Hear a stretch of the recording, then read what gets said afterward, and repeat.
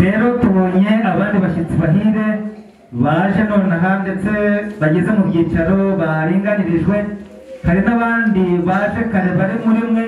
Reka dusabe muri cya cyiciro twari tumaze kwemeranyaho cyo kwakirana abashyitsi b'Abadivantisi umunsi wa karindwi bateranira mu matorero atuzengurutse.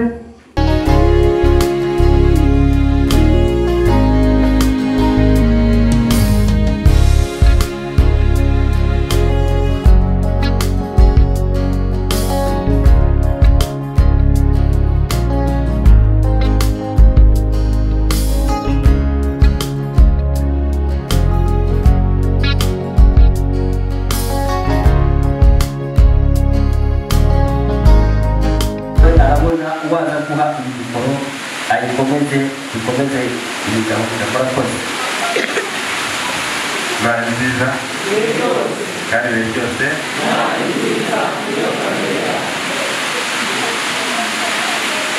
abo tutakirukana mu myaka ibiri ishize batuje n'Imana habikima ntabwo meze neza ikibazo cy'ijwi muranyihanganira aho numva bitavuze neza ariko ndi kumwe n'umuryango munini w'abantu bazanye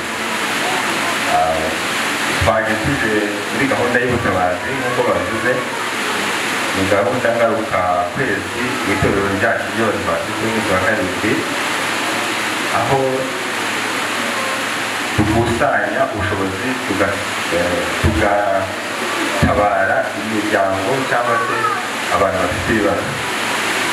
Uyu munsi rero twerekeje hano nk'uko dusanzwe tuhaza, ndashima n'Imana yuko tuhageze amahoro, hari na mugenzi wanjye wundi dufatanya gutegura iyi gahunda mu buryo bwa buri munsi guhera 2018 kugeza iyi saha.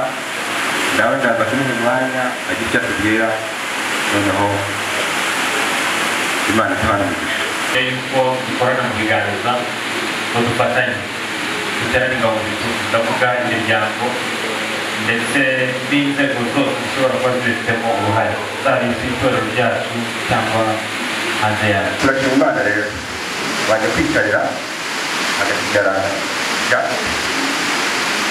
so yuko turi hano itariki y'uyu munsi ntabwo twagatekereje ko twakagombye kuba duhari, n'izindi myaka yashize ntabwo twatekerezaga kuba duhari, ariko kubw'iri somo byabaye ngombwa yuko tuba turi hano ndetse hari n'igihe tujya n'ahandi hatari hano. Impamvu bashyize mu cyiciro kimwe nuko ari umuryango. Uyu muryango Imana yawuhaye intumbero y'ibikorwa byose turi gukora, kandi ni abantu bazi guca bugufi cyane, ni abantu bazi kwitanga, ni abantu bubaha Imana kandi bagakunda n'abantu b'Imana. Imana ibaha umugisha kandi ntibizarangirira aha ngaha no ku nyanja y'ibirahure tuzaboneka. Murakoze mwakwicaye. Abandi nshimira harimo nanjye of course, ariko n'abandi twazanye kuko tugezeho igitekerezo twaravuze ati ikintu ni cyiza pe, ariko ni nubwo mwagitekereje bwa mbere natwe twumva twabashyigikiye. Iyi mpamvu tuba turi aha ngaha, Enoke na famiye ntabwo muri mwenyine, Imana izajya idushoboza kugira ngo ikintu mwatangiye tuzagikomeza, nibinashoboka kizarabwe n'abandi igihe tuzaba tutagihari. Iryo ni ishimwe rikomeye. Ikindi turashimira n'ubuyobozi bw'itorero rya hano, nkeka ko udahari hari byinshi bitakoreka. Imana ijya ibaha umugisha. Kandi rega umuhanga umwe yaravuze ngo, muri hangana muri iki cyongereza mbishyire mu kinyarwanda, yaravuze ngo the church is the only institution that exists for those who are outside of it. Ngo itorero ngo ni rwo rwego rwonyine ku isi rubereyeho abari hanze yayo cyangwa se abari hanze yayo. Burya itorero ntabwo ribereyeho ubwaryo, ahubwo ribereyeho abari hanze yayo. Iyo misi Imana yaduhaye, igihe dukora ibikorwa nk'ibi tukazirikana abantu ahari sosiyete yacu ishobora kureba ubundi, kandi Imana yibabona nk'abana bayo bakundwa, tuba turi gukora umurimo w'Imana. Ari naho nerekeza ngira imiryango ifite abana, njyewe nta nubwo mashaka kongeraho ibyo bindi. Ufite abana ifite abana beza b'Imana, abantu Imana ikunda, ahubwo Imana ikababazwa nuko twebwe tubareba ukundi. Icyo kintu mu cyongereza bacyita stigma, cyangwa se ni uburyo ufatamo umuntu ariko utagakwiye kumufataho, bikaba byakuviramo kumubuza uburenganzira. Buriya ikiremwa muntu aho kiva kikagera gikeneye kumva kigize gute, cyitaweho. Arimo barabikeneye, natwe turabikeneye. Nagize amarangamutima menshi yandi basa ndayirenga, ariko reka mbabwire yuko dukwiye kureba nako ko Imana igira gute itureba. Iyi miryango yindi kandi turashimira inzego zose zishobora kuba zabigiramo uruhare. Aha ngira ngo Bwana Enoch araza gufata akanya ashimire inzego zose zishobora kuba ziri inyuma y'iki gikorwa, ko numva ikiye bugufi cyane nahita mbivuga kuko yampaye iyo nkoni, ariko nzihangana nongere muhamagara se dukore, ariko twese dukomeze gufatanya iki gikorwa. Ni umurimo w'Imana nk'uko umuntu ashobora guhagarara agira gute abwiriza. Imana iduhana umugisha. Nk'itorero rya Shanga dukorana turabashimira, Imana ibahe umugisha. Kandi uvuga ngo n'aba bavandimwe tubanye igihe kirambye kuva 2018 kugeza uyu munsi, imyaka igana nk'iyo ishize yose, namwe turabashimira. Ababayeho mu gihe cya kabiri n'icya gatatu, kuko kugira ngo turangize abantu 70 byatwaye urugendo rurerure rutabaye umunsi umwe. Ese muri aya mbere ba mbere baje baratwaye itungo, inshuro ya kabiri aratwaye, inshuro ya gatatu aratwaye, ukazabona nawe covid inyuze biranabaye. Ese wumva kumeze ute? Hari ufite icyo yumva yavuga? Nababwiye ko kuri buri gika turafatamo umwe umwe, kuko mwese muvuze bwakwira bugacya. Mukecuru ni karibu, ngaho ugira icyo ukubwira. Igihe wabanje gufata yanyuma muri byose basanze banafashe nakuri ko mashini itorero, naje kuza bwa mbere uje mbakurikiye nkurikiye abandi mwunganirije, mumbaza ko mfite na mituweli kumwe n'umwana nako nagifite. Bayintangira y'abantu batatu, Imana ishimwe, ari Imana ijya ibagira neza.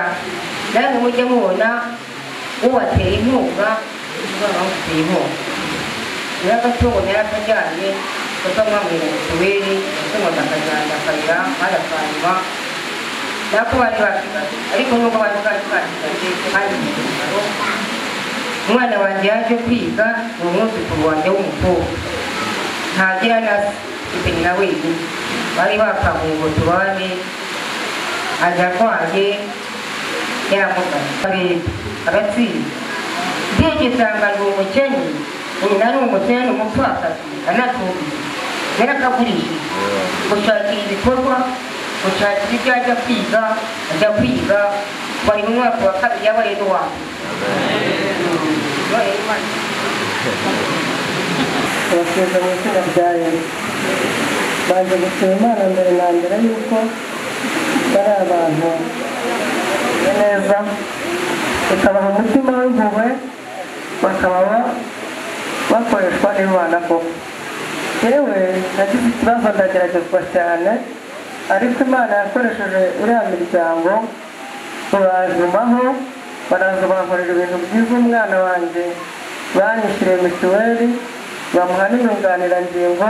Ubu murabona ko afite akaguru noneho ahagaze, umuntu arabona ko akaguru kaba karesha n'akandi.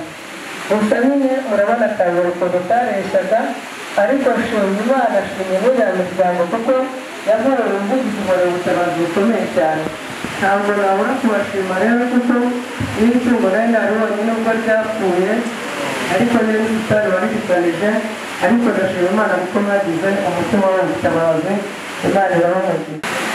yagize byagenze gute? Aka kaguru nta vi kagira, urabyumva? Akaguru nta vi kagira, uvuga ngo aka gace ko hasi gatereye hano hejuru. Iyo yagendaga yaravunikaga cyane, igihe nagiye kumusura mu rugo byari biteye impungenge. Ubu rero ndabona ni nabwo bwa mbere duhuye kuva yavuzwa. Ndashima Imana cyane kuri mwana. Ubundi iyo ufite umwana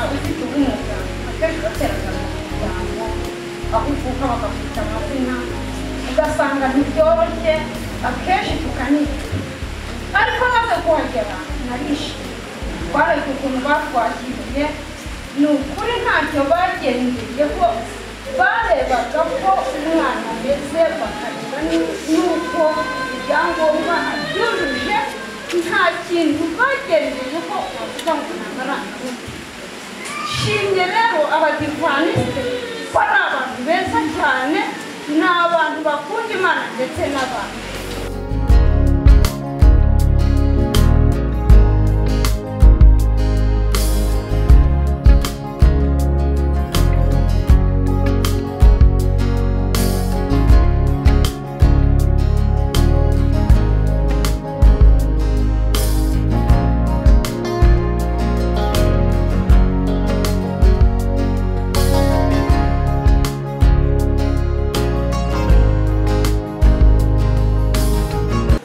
tugushimiye ko wabidukoreye reka rero umukiza mwiza tukiri imbere yawe buri wese umurikishirize mu maso hawe kugira ngo hafatwe imigabo n'imigambi yo kukwiyegurira ko kuri byose kugufite turahangaha rero buri wese uzibye turasabye kugira ngo aba bana aba babyeyi bafite abana muzaza babiri igisubizo cyane cyane ni umwuka ubarinde guheranwa n'amaganya